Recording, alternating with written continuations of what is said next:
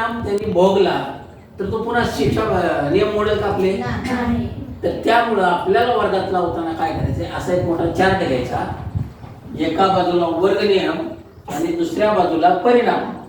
वर्ग नियम एवढे बनवण्यापेक्षा तुम्ही सकारात्मक 5 ते 6च नियम बनवा, मोजके, जेणेकरून आपल्या लक्षात राहतील.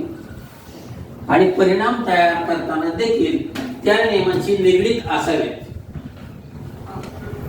नाहीतर आपण उभं परिणाम म्हणून काय ते 5-50 वेळी लिहायचं असं नको, आणि त्याला ती शिक्षा द्यायची. याचं ज्वलंत उदाहरण तुम्हाला सांगतो. त्यात तुम्ही विद्यार्थी आहेत, तुम्हाला या वयात ज्या गोष्टी सांगितल्या जातात त्याच्यावर तुमचं सगळं गोष्टी अवलंबून असतात. आपल्या विदर्भातल्या काही शाळा अशा आहेत का वर्ग नियम आणि परिणाम हे त्यांच्या डोक्यात एवढं फिट्ट झालेलं आहे. एके दिवशी शिवसाहेबांची व्हिजिट झाली शाळेला. अचानक साहेब वर्गात गेले. वर्गात गेल्यानंतर त्या विद्यार्थ्यांना माहित नव्हते शिव आहेत म्हणून. जसं की आता तुम्हाला माहिती आहे मी कोण आहे काय माहित नाही, फक्त साहेबाला तेवढंच माहिती आहे. पण ते आपल्या जिल्ह्याचे शिवसाहेब होते. परंतु तरी पोरांनी न घाबरता न भेटता पटकन उठले आणि सांगितले, साहेब बाहेर जावा, बूट काढा, नंतर वर्गात या. हा आमच्या वर्गाचा निवड नियम आहे.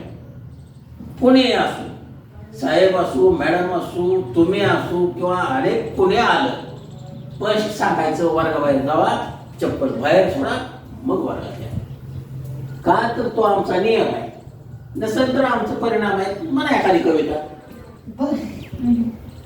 सांगा एखादी गोष्ट, परिणाम बघा. कोणी असो, काय नाही. अधिकारी जरी आले तरी त्यांना देखील नियम असतात. त्यामुळे या पुढं तुम्ही एक असा मोठा चार्ट तयार करायचा आहे, त्याच्यावर वर्ग नियम लिहायचे, दुसऱ्या बाजूला त्याचे परिणाम लिहायचे. काल परवा आपण पोस्ट टाकलेली आहे बघा, मला वाटतं सगळ्याच ग्रुपला पडले असेल.